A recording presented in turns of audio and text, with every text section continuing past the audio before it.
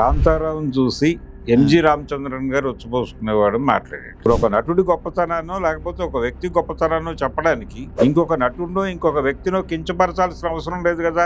పైగా నువ్వు మాట్లాడుతున్న వేదిక మీద అంతర్జాతీయ మహిళా దినోత్సవాన్ని బ్యానరు, ఆ వేదికకి ఒక గౌరవం ఇవ్వాలి కదా. ఈ మాటలా మాట్లాడేది అక్కడ వీధి అరుగుల మీద కూర్చుని ఫ్రెండ్స్ తో మాట్లాడుతున్నప్పుడు వాడేటువంటి భాషని ఆయన పబ్లిక్ డాష్ మీద పెర్ఫామ్ చేస్తున్నాడు. ఇది అభ్యంతరకరంగా తయారైంది. తమిళ్లో ఎంజి రామచంద్రన్ గారికి అంతటి ఇమేజ్ ఉండేదో జానపద హీరోగా, తెలుగులో కాంతారావు గారికి కూడా దాదాపుగా ఆ ఇమేజ్ ఉండేది. నటుడు రాజేంద్ర ప్రసాద్ గారు కొన్ని కార్యక్రమాలకు వెళ్తున్న సమయంలో వివాదాస్పద వ్యాఖ్యలు చేస్తూ ఉన్నారు.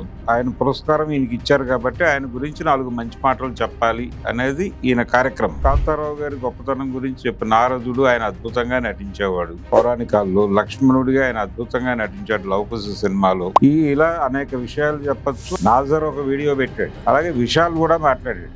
వాస్తవానికి ఎంజీఆర్ చాలా సీనియర్ నటుడు. కంపారిటివ్ గా ఎన్టీ రామారావు కంటే సీనియర్ ఆయన. ఈయన అంత గొప్పగా చెప్పేటువంటి ఎన్టీ రామారావు గారు ఒక అన్నగా చూసేవాడు ఎంజీఆర్. తను రామకృష్ణ సినీ స్టూడియోస్ అనే పేరుతో ఇక్కడ ప్రారంభించినప్పుడు 76లో దాని ఓపెనింగ్ కి ఎంజీఆర్ నే పిలిచాడు ఆయన ఇంత ముందు బ్రహ్మానందం గారి గురించి అలాగే మాట్లాడాడు వేదిక మీద. అలీ గురించి అలాంటి కామెంటే చేశాడు. ఈ తమిళ నడిగడు సంఘం కూడా కొంచెం సీరియస్ గానే ఉన్నట్టుంది సార్. ఉంటుంది కదా విశాల్, అందుకే కదా మాట్లాడింది బయటకు వచ్చి. మనకి ఆంధ్ర ఎంజీఆర్ అనేవాళ్ళు కాంతారావు. ఆయన 100 ఎకరాల ఆసామి కాంతారావు గారు. అవన్నీ పోగొట్టుకుని సొంత ఇల్లు కూడా లేకుండా వెళ్ళిపోయాడు. ఆయన కొడుకు ఇప్పటికీ తిరుగుతూ ఉంటాడు, మాకు ఒక జానెడు జాగా చూపించండి అని. సరే, కోలీవుడ్ టాలీవుడ్ మంచి సంబంధం ఉంది. ఒకవేళ ఈ అంశానికి ముగింపు పలకకపోయినా, ఒకవేళ ముగింపు పలికినా కూడా భవిష్యత్తులో ఎఫెక్ట్ చూపించే అవకాశాలు ఉంటాయా? వాళ్ళు కోరిక చాలా చిన్నదండి. వీళ్ళందరూ సారీ చెప్పాయా అని అడుగుతున్నారు. వాళ్ళు తెలుగు సినిమాల్లో నటిస్తున్నారు కదా, వాళ్ళకి మార్కెట్ అవసరమే.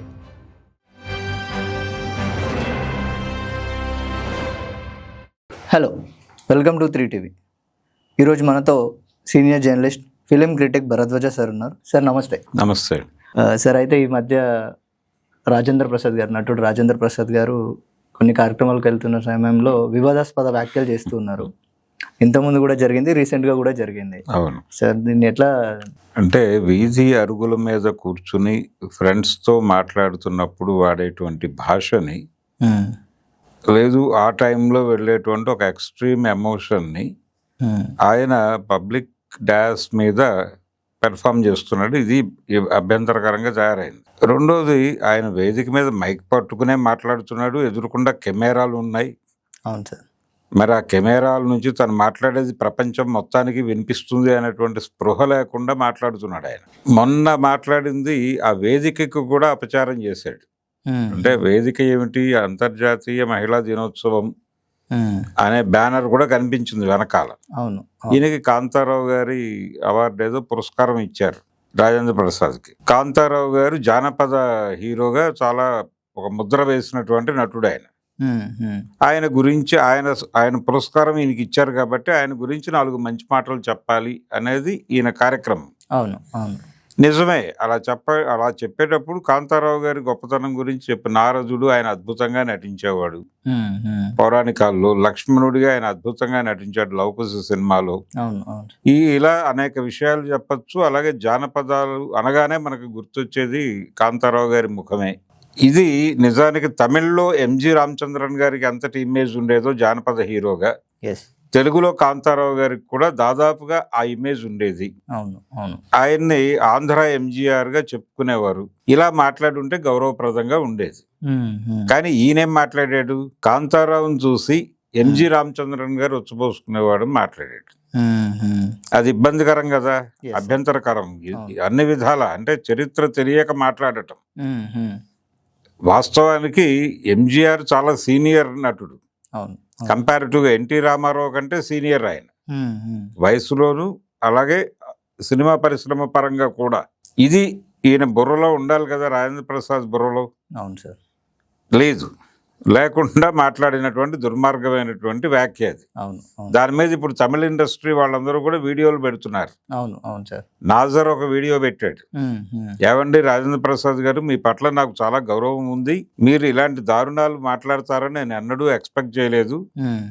మరి మీరు సారీ చెప్తే ధర్మంగా ఉంటుంది అని అనునయంగానే గౌరవప్రదంగానే ఒక డిమాండ్ చేశాడు ఆయన. అవును అవును సార్. అలాగే విశాల్ కూడా మాట్లాడాడు.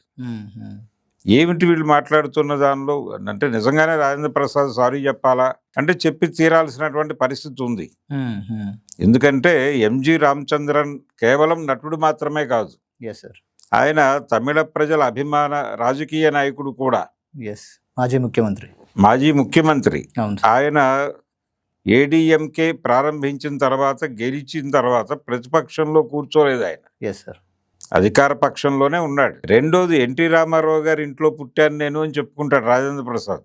ఎస్, ఎన్టీ రామారావు గారి ఇంట్లో పుట్టాను, ఆయన నన్ను ఇన్స్టిట్యూట్లో జాయిన్ చేశారు, నేను ఆయనతో పాటు ట్రావెల్ అయ్యేవాడిని, ఆయన కారులోనే వెళ్ళేవాడిని, ఇవన్నీ మాట్లాడతాడు ఆయన. అవును సార్. ఆయన పట్ల నాకు అపరిమితమైనటువంటి గౌరవం ఉండేది, ఆయన విజయవాడ వస్తే ఆయన భోజనం మా ఇంటి నుంచే వెళ్ళేది, ఇవన్నీ చెప్పుకుంటాడు ప్రతిసారి. అవును అవును సార్. కానీ అదే ఈయన అంత గొప్పగా చెప్పేటువంటి ఎన్టీ రామారావు గారు ఒక అన్నగా చూసేవాడు ఎంజీఆర్ని. చూడటం మాత్రమే కాదు, అలాగే మాట్లాడేవాడు కూడా. తను రామకృష్ణ సినీ స్టూడియోస్ అనే పేరుతో ఇక్కడ ప్రారంభించినప్పుడు 76లో దాని ఓపెనింగ్కి ఎంజీఆర్నే పిలిచాడు ఆయన. ఓకే. ఎంజీఆర్ వచ్చి ఆ స్టూడియో ఇనాగ్రేట్ చేయటం మాత్రమే కాకుండా దానవేరు సూరకర్ణకి ముహూర్తం షాట్కి క్లాప్ కొట్టింది ఆయనే, ఎంజీఆరే. ఇవన్నీ తెలియాలి కదా. అలాగే ఆయన పొలిటికల్ పార్టీ పెట్టేటప్పుడు, తెలుగుదేశం పెట్టేటప్పుడు నాకు ఒక ప్రేరణ ఎంజి రామచంద్రన్ అని చెప్పాడు ఎన్టీ రామారావు. అవును అవును సార్. అలాగే రామారావుకి ఎంజీఆర్కి వీళ్ళిద్దరికి ఒకే మేకప్ మ్యాన్ పీతాంబరం గారు. ఇలా వాళ్ళ మధ్య అద్భుతమైన స్నేహం ఉండేది. ఎన్టీ రామారావు గారి బర్త్డేకి విజయ చిత్రంలో ఎంజి రామచంద్రన్ గారు వ్యాసం రాశాడు. అంత సాన్నిహిత్యము, అంత స్నేహము, అన్నదమ్ముల్లా ఉండేవాళ్ళు వాళ్ళు మెడ్రాస్లో. అటువంటి రిలేషన్ కూడా ఇబ్బంది పెట్టినట్టు అవుతుంది కదా. ఆయన రామారావుకి చాలా గౌరవం ఇచ్చేవాడు, రామారావు గారికి. రామారావు గారు కూడా ఎంజీఆర్ గారికి అంత గౌరవం ఇచ్చేవాడు. రెండోది కాంతారావు గారు జానపదాలు ఉధృతంగా చేస్తున్న రోజుల్లో ఆయన పొలిటికల్ ఏరియాలోకి వెళ్ళిపోయే మూడ్లో ఉన్నాడు. అలాగే ఇక్కడ గమనించాల్సిన ఇంకొక విషయం ఏంటంటే, తెలుగులో మొనోపలి లేదు జానపదాలకు సంబంధించి. కాంతారావు గారు ఒక్కరే చేయలా, ప్యారలల్ గా ఎన్టీ రామారావు గారు కూడా జానపదాలు చేశాడు. జానపదాలు చేశాడు, వీళ్ళిద్దరూ కలిసి జానపదాలు చేశారు.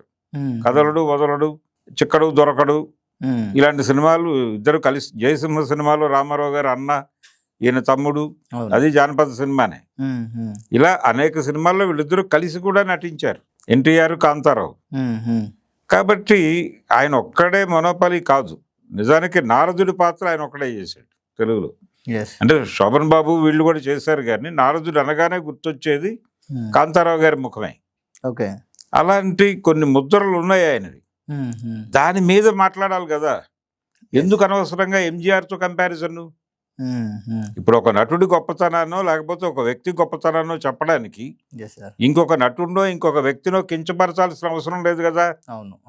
పైగా నువ్వు మాట్లాడుతున్న వేదిక మీద అంతర్జాతీయ మహిళా దినోత్సవం అని బ్యానర్ ఉంది. ఆ వేదికకి ఒక గౌరవం ఇవ్వాలి కదా. ఈ మాట్లాడేది అక్కడ పోసుకున్నారు, ఇవన్నీ మాట్లాడేది 3 సార్లు చెప్పాడు దాన్ని, పైగా రిపీట్ చేసి లూప్ వీడియో లాగా. అది మరి ఏమనాలో దాన్ని అర్థం కావట్లేదు. అందుకని రెండోది, తమిళనాడు అనేది తెలుగు సినిమా పరిశ్రమకి ఆతిథ్యం ఇచ్చినటువంటి ఊరుగా వాళ్ళు అనుకుంటారు. అవును సార్.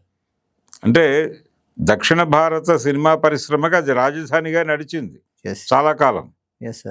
అంటే ఆంధ్ర రాష్ట్రం తమిళనాడుతో కలిసి ఉన్న రోజుల్లో అది రాజధాని. ఆ తర్వాత కర్నూలు రాజధానిగా ఆంధ్ర రాష్ట్రం విడిపోయింది. ఆ తర్వాత కర్నూలులో రాజధానిగా ఉన్నటువంటి ఆంధ్ర రాష్ట్రం నిజాం స్టేట్తో కలిసి ఆంధ్రప్రదేశ్గా ఏర్పడి హైదరాబాద్ క్యాపిటల్ అయింది. ఇది కదా చరిత్ర. అప్పుడు హైదరాబాదులో స్టూడియోల నిర్మాణం, సినిమాలు ఇక్కడికి రావాలి అనేటువంటి కార్యక్రమం మొదలైంది వెంగళరావు గారి టైం నుంచి. వెంగళరావు గారు అన్నపూర్ణ స్టూడియోస్కి స్థలం కేటాయించడం, ఈ కార్యక్రమం జరిగింది. కాబట్టి అప్పటి వరకు 90 వరకు తెలుగు సినిమా క్యాపిటల్ మెడ్రాసే. మరి వాళ్ళతో అంత స్నేహము ఉండేది. మన హీరోలు ఇళ్ళన్నీ అక్కడే ఉండేవి కదా. అవును. తర్వాత కదా వీళ్ళు 90 తర్వాత కదా ఇక్కడికి వచ్చింది. మొత్తం అందరు హీరోలు, చిరంజీవి కావచ్చు, మిగిలిన వాళ్ళు కావచ్చు, అందరూ. ఈ రోజుకి రామారావు గారికి 2 ఇళ్ళు ఉన్నాయి కదా అక్కడ మెడ్రాస్లో. మరి ఘంటసాల గారి ఇల్లు అక్కడే ఉన్నాయి కదా. ఇప్పటికీ మెడ్రాస్లో ఉన్నటువంటి కళాకారు సుశీల్ గారు ఎందుకున్నారు మెడ్రాస్లో? ఎస్. ఇలా ఇప్పటికీ వాళ్ళు ఆదరిస్తున్నారు. ఇప్పటికీ తెలుగు కళాకారులు అక్కడ ఉన్నారు, వాళ్ళ పట్ల ఆదరణ చూపిస్తున్నారు. ఘంటసాల గారి కోడలికి కళైమామని బిరుదుతో సత్కరించింది కదా తమిళనాడు ప్రభుత్వం. అవును, అవును. మరి అంత స్నేహంగా ఉన్న వాళ్ళ అభిమాన నాయకుడు, ఆరాధ్య నాయకుడు అయినటువంటి ఎంజి రామచంద్రన్ గారిని కించపరుస్తూ అలా మాట్లాడటం ఏమైనా సబబాది? అక్కినేని నాగేశ్వరరావు గారి సినిమాలో అందాల రాముడు ఏదో సినిమాలో నటించడానికి నేను వెళ్తున్నాను. Yes sir. అది అక్కడ ఆంధ్రాలో జరుగుతోంది, అవుట్డోర్ షూటు అవన్నీను. అందుకని నాకు మెడ్రాస్ షెడ్యూల్స్ కొంచెం డిస్టర్బ్ అవ్వచ్చు. అప్పటికి ఎంజీఆర్ సినిమాలో నటిస్తున్నటువంటి లత గారు ఆయనతో చెప్పుకున్నారు, ఇదేదో చిన్న ప్రాబ్లం వచ్చేలా ఉంది, ఒకవేళ అది వద్దనుకుంటే నేను వెనక్కి వచ్చేస్తాను అని. అప్పుడు ఆయన అన్నారట, అక్కినేని నాగేశ్వరరావు గారు ఆయన మెడ్రాస్లో చేయడం, ఇక్కడి నుంచి వెళ్ళిపోయి అక్కడ చేయాలనుకుంటున్నాడు ఆయన.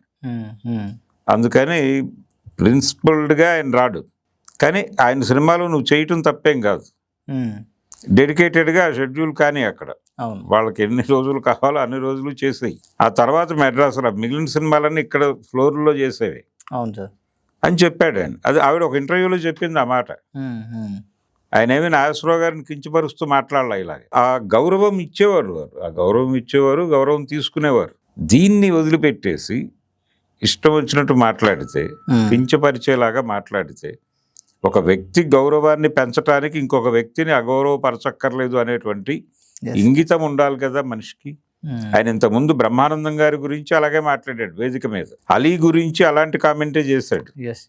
ఆ సందర్భంగా నేను భవిష్యత్తులో ఇలా మాట్లాడను అని చెప్పి ఒక భీషణ ప్రతిజ్ఞ చేశాడు. చేసి మళ్ళీ మొదలుపెట్టాడు. ఏమనుకోవాలి ఆయన్ని? అరుగుల మీద కూర్చుని మాట్లాడే భాషను తీసుకొచ్చి వేదికల మీదకు తీసుకొచ్చి మాట్లాడటం అనేది ఖచ్చితంగా తప్పు.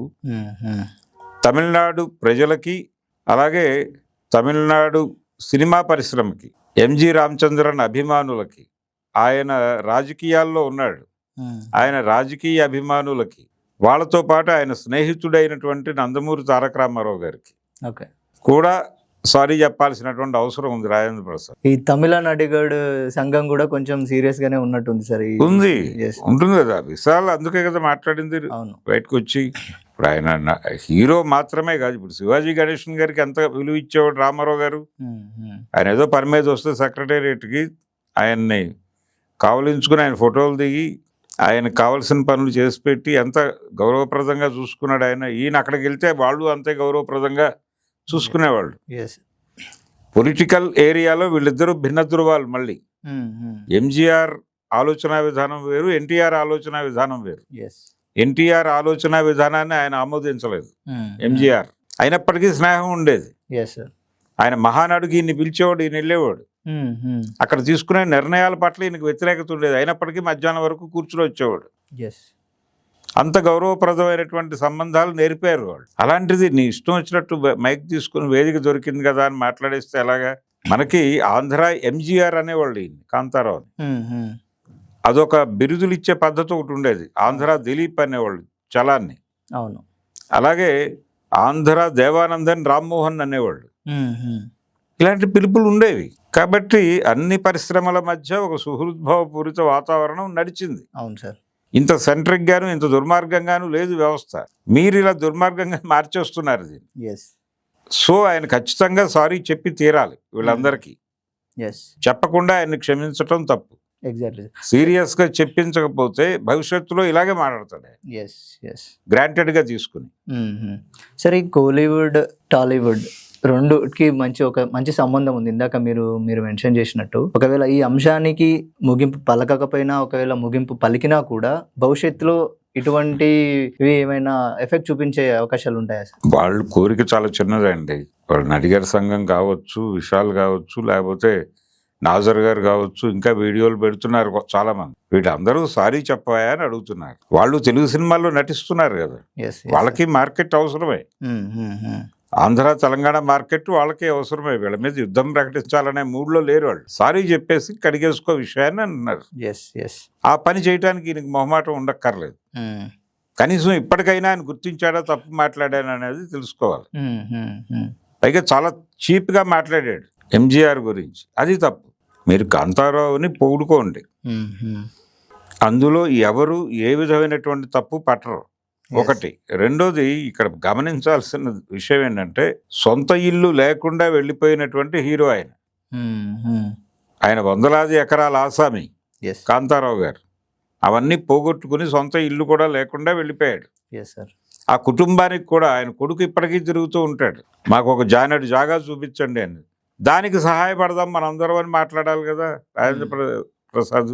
అవును, ఆయన పురస్కారం తీసుకున్నప్పుడు ఇవన్నీ మానేసి ఎంజీఆర్ని తిట్టి వాళ్ళని తిట్టి ఏం మనిషి అయినా. Yes sir. సో ఇది నార్మల్గా రాజేంద్ర ప్రసాద్ గారు ఈ మధ్య మాట్లాడినటువంటి కొన్ని అనుచిత వ్యాఖ్యలను ఈ విధంగా చూడొచ్చని సార్ చెప్తున్నారు. Sir thank you sir, thank you so much. Thank you.